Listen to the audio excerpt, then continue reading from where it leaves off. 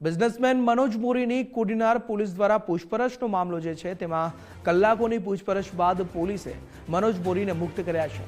ફાફણી તાલુકા પંચાયતના ઉમેદવારનું અપહરણની અરજીને લઈ પૂછપરછ કરવામાં આવી છે। મનોજ મારીને દ્વારકાથી કોડીનાર લાવી પૂછપરછ કરાઈ હતી।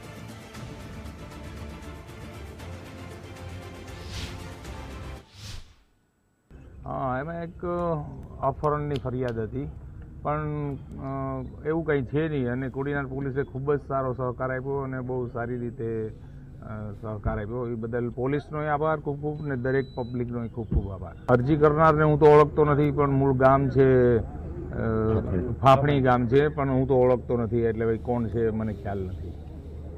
આરોપીનું નામ તો મને યાદ નથી, હવે કોણ છે કે ક્યારેય હું મળ્યો નથી કે ક્યારેય એમને હું જોયેલા નથી। જે કંઈ જે મારી સાચી રજૂઆત હતી એમને મેં જણાવેલી છે કે આ પ્રકરણમાં હું ક્યાંય છે નહીં, એટલે એમને જે ક્રોસ ચેક કરવાનું હતું બધું ચેક કરીને અત્યારે મારું જે નિવેદન લીધું છે એના ઉપરથી કંઈ આગળ જરૂર પડશે તો હું પણ પોલીસને પૂરેપૂરો સહકાર આપીશ।